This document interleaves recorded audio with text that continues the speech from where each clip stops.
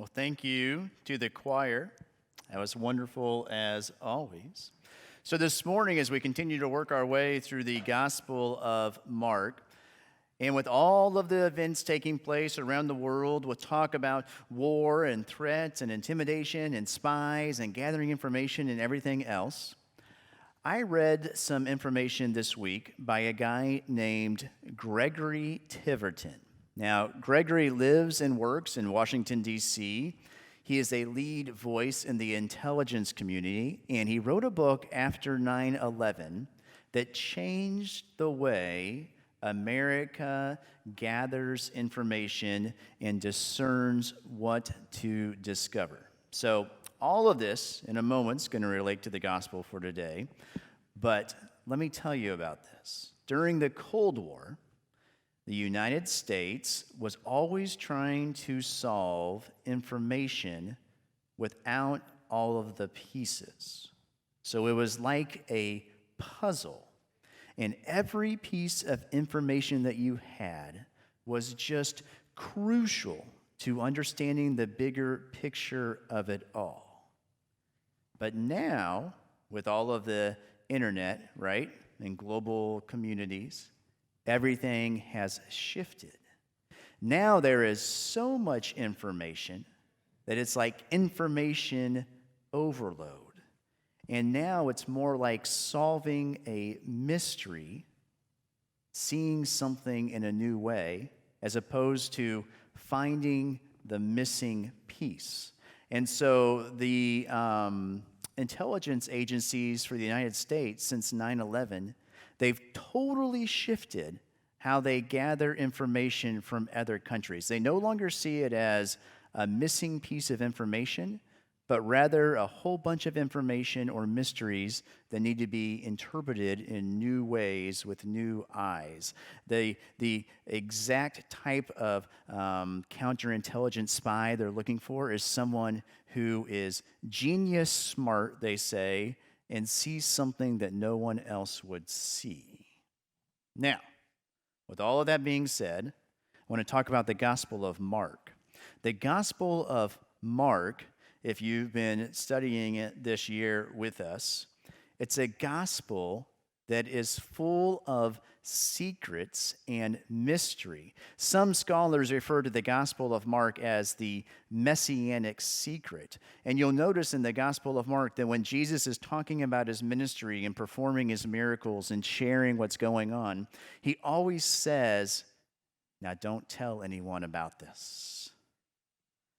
His disciples really never understand who he is, even way into the Gospel of Mark, which we'll see in a couple of months. They ask one another, "Who is this Jesus? Who is he?" Now, some might say that Jesus didn't want to share with others who he was because of fears of being persecuted and crucified, which is definitely possible. But I think there's more to that. I think Jesus is intentionally vague or nebulous because he wants to see the Jewish people, that's who he's preaching to. He wants them to see the kingdom of God not as a piece of information that's missing, but rather a mystery to be solved. And so this is why he preaches and teaches so often using parables. He wants to tell people the story. He wants to give them all of the information and then have them interpret for themselves what it means. So with that being said, and I thought Susan did an excellent job of setting it up there, let's turn to our gospel lesson for today. It's for the 4th chapter of Mark, verses 30 to 33. Jesus also said, "With what can we compare the kingdom of God, or what parable will we use for it? It is like a mustard seed, which, when sown upon the ground, is the smallest of all of the seeds on earth. Yet when it is sown, it grows up and becomes the greatest of all shrubs, 10 to 12 feet, as Susan said, puts forth large branches so that the birds of the air can make nest in its shade." With many such parables, he spoke the word to them. And this last line is crucial, as they were able to hear it. So if you tell somebody a story, and if you tell someone a story that's age 3 or age 5 or age 10 or age 50, Happy birthday, by the way, to Karen there. 50 today, right? Very good. They're all going to hear it in a different way. It doesn't mean that one way is right or one way is wrong. It means that you're able to hear it in a way that can speak to you. So Jesus is saying that if you're trying to find the kingdom of God, you have to look for something that is very small, very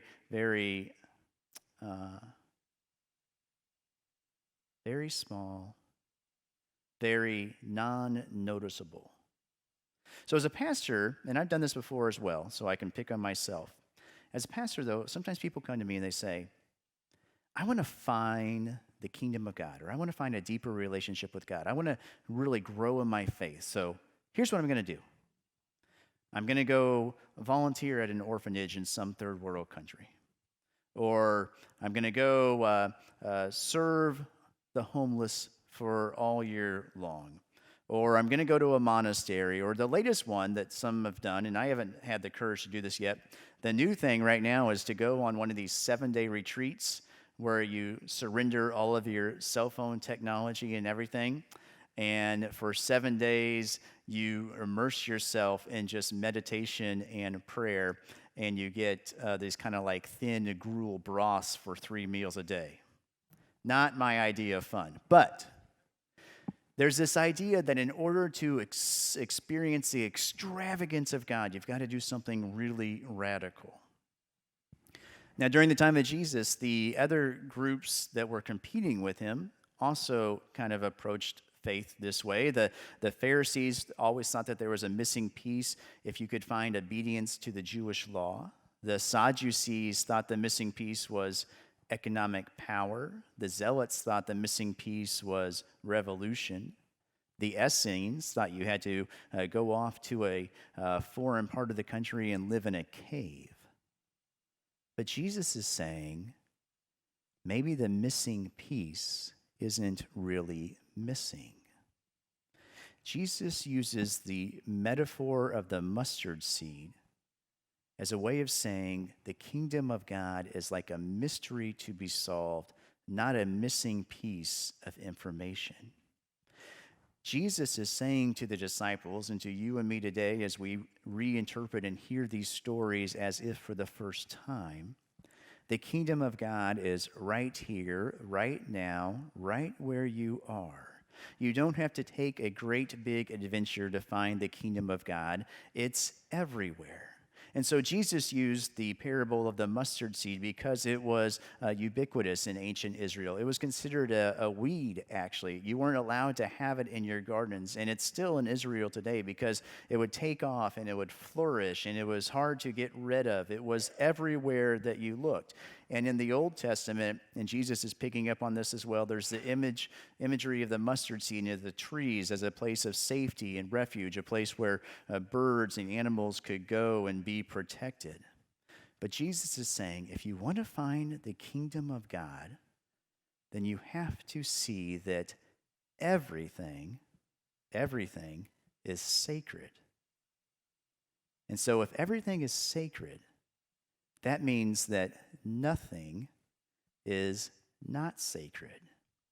So Jesus says, this is what is sacred, and he uses words that are familiar to people, right? He uses the stories and the parables of fields and seeds, birds and fishing nets, yeast, and even pears and fruit. Jesus says all of these things are familiar to us. So think in your own life what is most familiar to you and decide whether or not it is sacred. So after working on the sermon this week, I thought to myself, well, if everything is sacred, if every moment counts, then Jesus is saying that I should be able to experience the kingdom of God right where I am, right in this moment. And so I was working on this sermon, and it was a Tuesday. It's usually when I write sermons. And I thought about how my day had gone. And then I remembered that drop-off was the worst drop-off in the history of drop-offs. Do you know what drop-off is? That's when you take the kids who have a perfectly wonderful morning, and you get into the parking lot, and the twin 3-year-olds decide that they don't want to go to school. I don't know what set them off, but we pulled in, and they said, I don't want to go to school today. I'm not going. And so I tried the usual negotiating, the forcing, the commanding, the bribery, which Paulette, my wife, really doesn't like me to do. None of it was working. So it was just, what do you do but carry them in, right? So I held one in each arm, and the other parents had 3 distinct approaches. Don't look, kind of shake their head, and one sweet grandmother, just one person out of this whole line of parents, asked if she could help. Well, by the time I left the school, one teacher per twin had ripped them off of me. There were lots of tears, not just from the twins. So anyway, I'm thinking about this with this sermon, right? And then it's about time to go pick the twins back up from school, and so they're in aftercare, and so I go and I pick them up, and there's another mom who also works in aftercare as an assistant teacher there, and she said, how was drop-off today? Now, I thought this was going to be an inquisition, right? But then she said, I saw you. Notice she didn't volunteer to help. I saw you, and I just want you to know that you're not alone. My child does the same thing, and she's a year older than your twins. Hang in there. It happens to everyone.